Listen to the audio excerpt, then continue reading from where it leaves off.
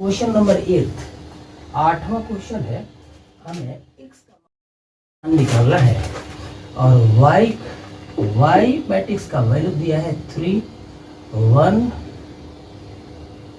2 and 4। इसके elements दिए हुए हैं और ये भी दिया है कि 2x प्लस y ये बराबर दिया हुआ है ऐसे मैट्रिक्स कि 1 -3 0 and 2। क्वेश्चन लिखना तो जरूरी है और तब हमें बताना है कि x बराबर हाउ मच। आइए प्रयास करते हैं।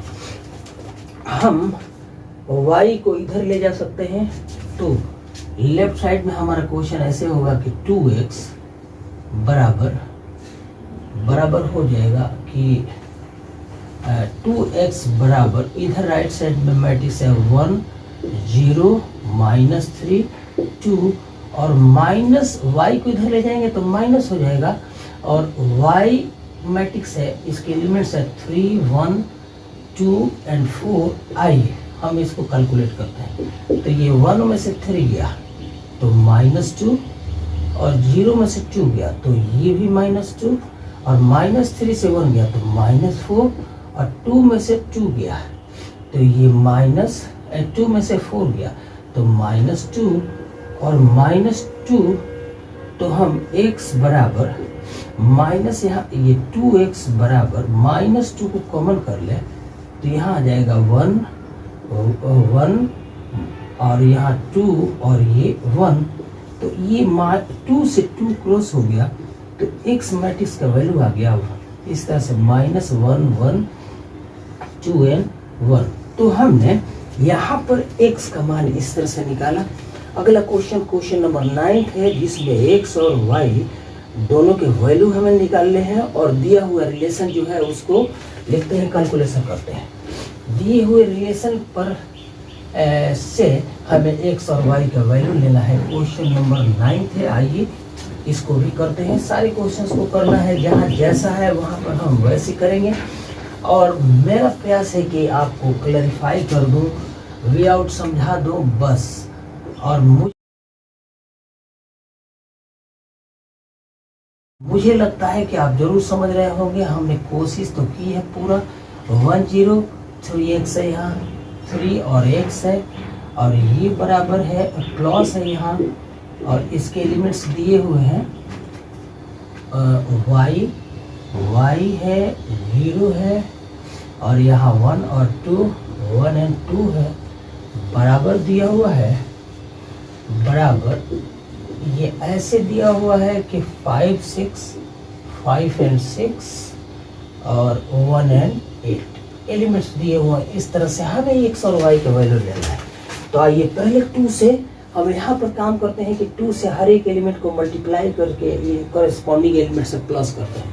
तो 2 को 1 से मल्टीप्लाई करेंगे और प्लस 2 करेंगे तो ऐसे रिलेशन मिल गया कि 2 and प्लस y और इसको 3 2 या 6 में 0 प्लस करेंगे तो यहाँ 6 आएगा और 2 1 ये 0 हो गया, 0 में 1 प्लस करेंगे तो यहाँ 1 आ गया और 2x में 2 करेंगे तो ये 2x and प्लस 2 आएगा।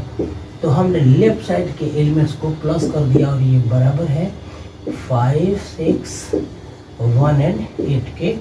तो अब कॉरेस्पॉन्डिंग एलिमेंट्स को इक्वेट करते हैं तो यहाँ 2 प्लस y बराबर हो जाएगा 6 के बराबर लेना था, तो गलती से बराबर हो गया 6 - 2 बराबर 4। इस तरह से y निकल गया। अब हम इसको इसके इक्वल करेंगे, कॉरेस्पॉन्डिंग एलिमेंट्स बराबर होंगे तो 2x + 2 बराबर 8 है। 8 में हम 2 × 4 लिख सकते हैं, मतलब 2 को कॉमन कर लिया, या ऐसे लिखते हैं कि 2x बराबर 8 - 2 बराबर 6। तो 2 3 6 x का मान आ गया 6 और y का मान आ गया 4। इस तरह हमने x और y दोनों का मान निकाल लिया। अब क्वेश्चन नंबर 10 में ऐसे दिया हुआ एलिमेंट। क्वेश्चन नंबर 10 को देख लिया जाए।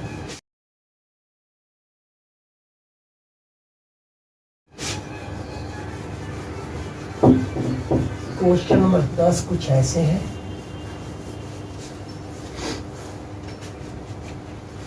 क्वेश्चन नंबर 10 में एक्स वाई जेड तीनों निकालना है और इसके लिए जो रिलेशन लिखा है ऐसे कि 2 टाइम्स एक्स वाई एलिमेंट्स है x y z and t है, जेड है टी है और इसमें +3 है, 3 इंटू एक मैट्रिक्स है 1 0 1 0 -1 एंड 2 है और ये बराबर है इस तरह से दिया हुआ है बराबर 3 इंटू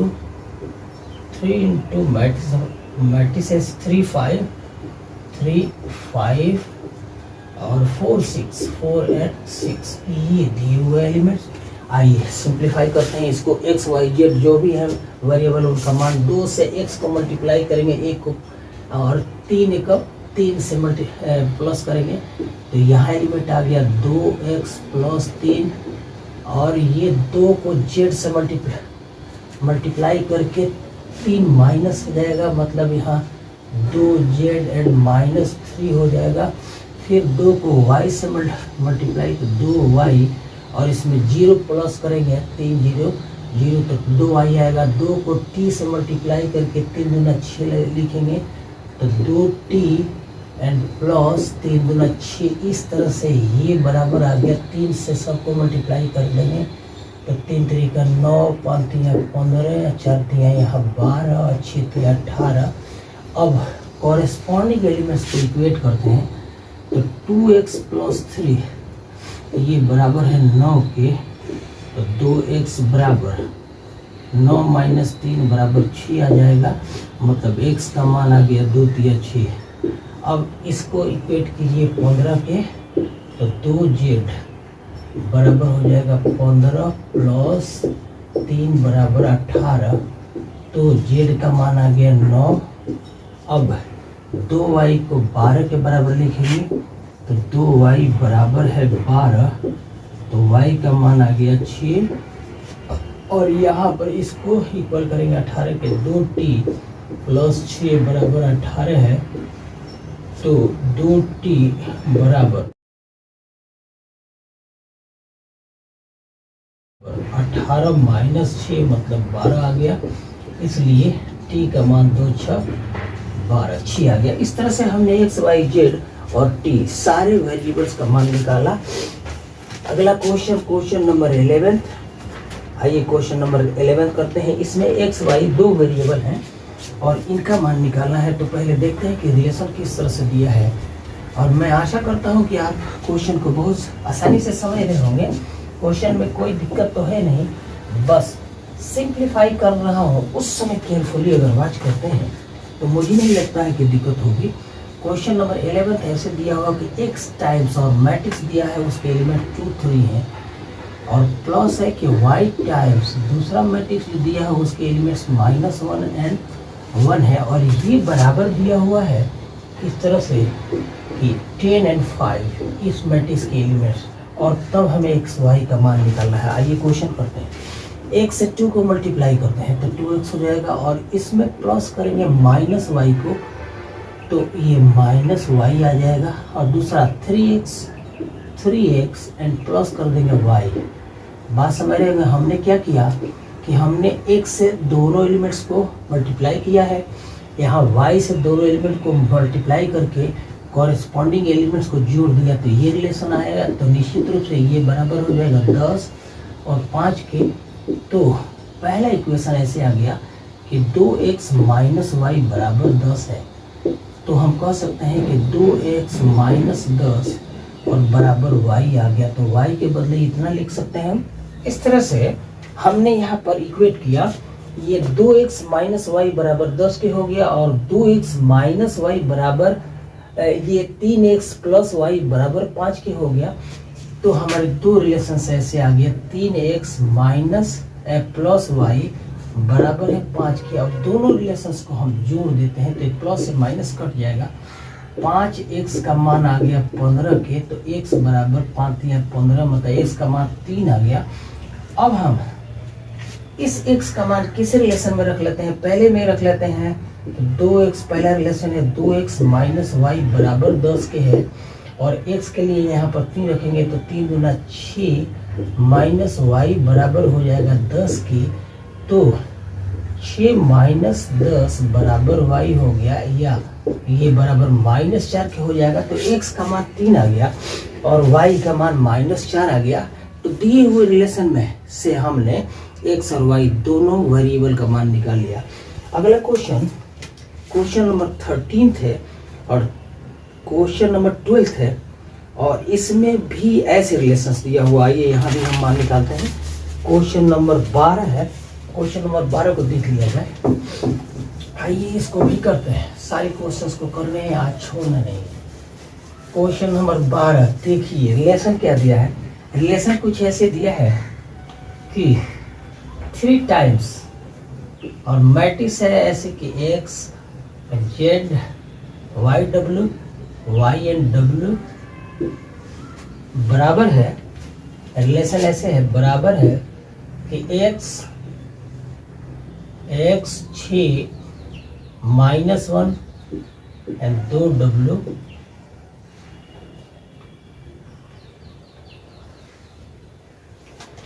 ये बराबर, और इधर प्लस है, प्लस अगला जो मैट्रिक्स दिया है उसके एलिमेंट्स ऐसे है 4, और यहाँ z प्लस w है, और x प्लस वाई, यहाँ पर x प्लस वाई, और इधर है 3 के। यही रिलेशन दिया है, इससे हमें वेरिएबल का मान निकालना है। तो आइए लेफ्ट हैंड साइड को 3 से गुणा करते हैं। तो 3x 3y और ये 3z और यहाँ 3w बराबर हो जाएगा।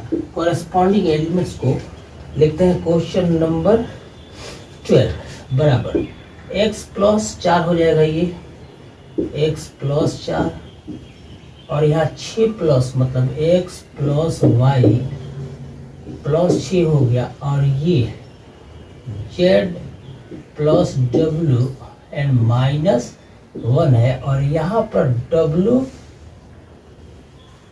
ये 2w है ये। तो 2w को 3 से प्लस कर देंगे, 2w प्लस 3। अब कॉरेस्पॉन्डिंग एलिमेंट्स को इक्वेट करके हम मान निकालते हैं। तो 3x बराबर ये इसके बराबर होगा। तो हम कह सकते हैं कि 3x बराबर है x प्लस 4 की।